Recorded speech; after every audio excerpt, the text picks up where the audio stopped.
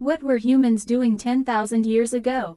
History for sleep. Full story script approximately 1+ hour. Close your eyes, take a deep breath, and let's travel back in time.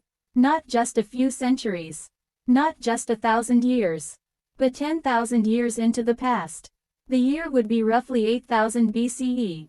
The Ice Age is coming to an end. The Earth is warming. The massive sheets of ice that once covered much of the northern world are retreating. The glaciers are melting, and the oceans are slowly rising. It is a time of great change. And our ancestors, early humans, are adapting to this new world. The world around them. 10,000 years ago, the Earth looked both familiar and unfamiliar. The continents were mostly where they are today. But the landscapes were wilder, untouched by cities or machines. Where London stands today, vast forests stretched endlessly. Where New York now towers, there were rivers, lakes, and roaming herds of animals. Where the deserts of the Middle East now lie, lush grasslands and fertile soil could still be found.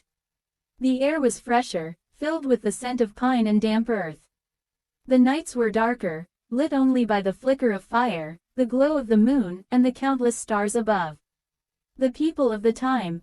Our ancestors of 10,000 years ago were hunter-gatherers in many parts of the world. They moved with the seasons, following animal herds, gathering wild fruits, nuts, roots, and seeds. Their lives depended on nature, its generosity, and its harshness. But this was also the dawn of something new. For the very first time in human history, people were beginning to settle down. The world was entering the Neolithic Revolution, the age of farming. Daily life. Imagine waking up in a small village along the banks of the Tigris and Euphrates rivers in Mesopotamia. Your home is made of mud bricks and reeds. Smoke curls from the fire pit where last night's meal was cooked. Outside, the sun rises golden across fertile fields. You and your family step out to tend to the crops, wheat, barley, and lentils. Nearby, sheep and goats graze, animals that your people have only recently begun to tame. For thousands of generations, humans relied only on wild animals. But now, for the first time, we were domesticating them, making them part of our lives. Hunting and gathering still continued. Of course, not everyone farmed. In Europe, in the Americas, in Australia, in Africa, many still lived as hunters and gatherers. Men tracked wild deer, elk, and bison through forests. Women gathered berries, mushrooms, and roots.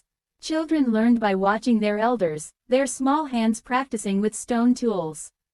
Stone tools were still common, though they were becoming more refined. Sharp blades of flint, carefully chipped, tied to wooden handles. Spears, axes, and arrows. Technology was simple, but effective. Spiritual beliefs. Life 10,000 years ago was deeply spiritual. Humans looked to the sky, the stars, the moon, and the sun for guidance.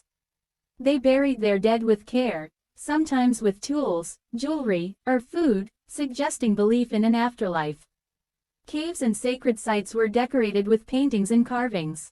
Animals, humans, and mysterious symbols were etched into stone walls. Firelight flickered over these images, making them seem alive. Nature itself was sacred. The river, the mountain, the tree, the sun, all were seen as powerful, living forces. Great settlements emerging. This was also the time when some of the earliest permanent settlements were born. In modern-day Turkey, a place called Göbekli Tepe rose from the earth, massive stone pillars carved with animals and symbols, built by people who had not yet even invented farming. In Jericho, one of the world's oldest cities, stone walls and a great tower were built, protecting a growing community. These were the seeds of civilization, small at first, but destined to grow. The changing climate. As the Ice Age ended, forests spread, rivers shifted, and coastlines changed. Animals like mammoths, giant sloths, and saber-toothed cats were disappearing. In their place, smaller animals thrived: deer, boar, wolves, and the ancestors of the livestock we know today. Humans had to adapt. They learned new ways to hunt, new foods to grow, and new shelters to build. A night in the camp. Picture this. A small camp by the river. The fire crackles. The smell of roasted meat fills the air. Children laugh and play, while elders tell stories of the spirits, of the stars, of ancestors long gone. The sky above is filled with countless stars, far more than we see today. The Milky Way stretches across the heavens like a river of light. And as night deepens, silence falls. Only the sound of the wind through the grass, the water flowing, and the distant howl of wolves remains. The legacy: 10,000 years ago, humans were not yet kings of the earth. They were one species among many, vulnerable, fragile, but clever. And in their quiet villages, in their hunting parties, in their sacred rituals, they were laying the foundations of everything we know today. The farms, the cities, the nations, the technology. All of it began with those early steps, 10,000 years ago. So as you close your eyes and drift toward sleep, remember them, the men and women who lived so long ago, who worked, hunted, farmed, and dreamed beneath the same stars you see tonight. Their world was different, but their humanity was the same. And their story is our story.